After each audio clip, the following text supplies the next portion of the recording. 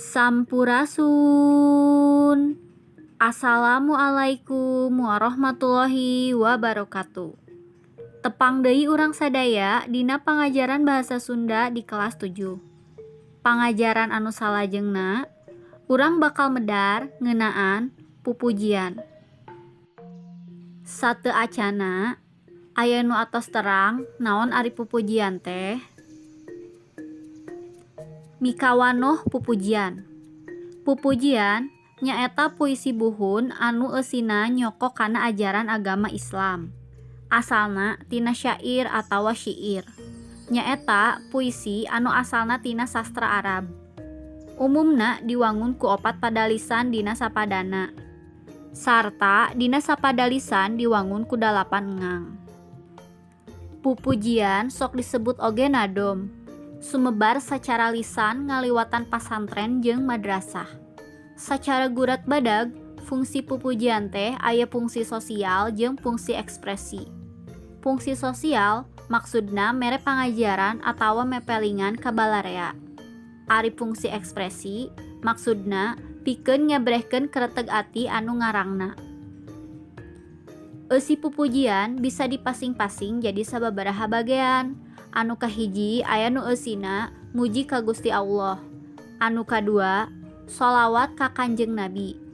Anu katilu doa jeung tobat ka Pangeran. Anu kaopat pepeling. Anu kalima aya ajaran agama. Salajengna aya nadom. Pupujian teh hirup di lingkungan keagamaan. Mindeng dihaleuangkeun di masjid atawa madrasah-madrasah. Bari ngadagoan sholat berjamaah. Nadom teh mangrupa cara ngahaleuangkeun pupujian. Henteu kabeh pupujian cara nadomkeunana sarua. Aya oge anu beda di unggal wewengkon. Di dieu aya contoh pupujian anu eusina sholawat ka Kanjeng Nabi. Nabi urang sarerea Kanjeng Nabi anu mulya Muhammad jenenganana Arab Quraisy bangsana Ramana Gusti Abdullah Ibuna Siti Aminah dibabarkeun di Mekah wengi Senin taun gajah Robiul Awal bulana tanggal ke-12 April bulan Masehina tanggal ke-20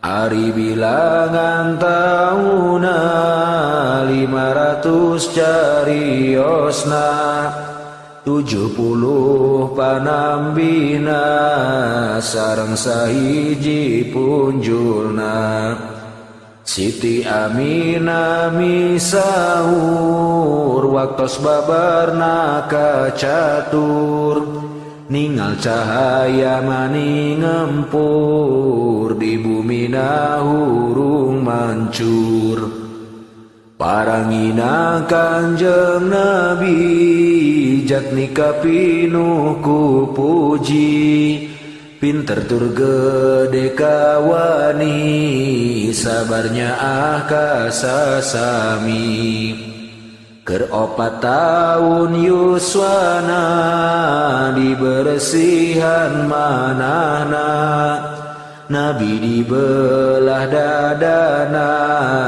malaikat nu melahna Jibril kadua rencana Mikail jenenganana ngesikeun kana manahna ilmu hikmah sapinuhna tuluy dada Kanjeng Nabi gancang dirapetkeun deui sarta teu ngaraos nyeri dicap ku hotamin Nabi. Ayeuna urang bakal ngaguar ngeunaan istilah-istilah nu aya dina pupujian. Contona dina pupujian di handap diwangun ku 3 pada. Dina sapadana diwangun ku opat padalisan. Dina sapadalisana diwangun ku 8 ngang. Dina unggal padana geus murwa kanti. Naon ari padalisan teh? Padalisan mangrupa baris. Ari pada nyaeta bait. Ngang mangrupa suku kata. Sedengkeun purwakanti mangrupa sasaruaan sora dina tungtung kalimah. Mung sakitu pedaran ngeunaan pupujian. Pupujian teh kaasup kana kabudayaan di Tatar Sunda anu raket patalina sareng ajaran agama Islam.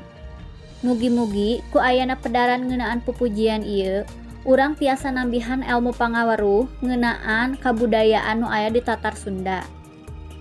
Hatur nuhun kana sagala perhatosanana. Saninten buah saninten dibantun kaparapatan. Hapunten abdi hapunten bilih seueur kalepatan.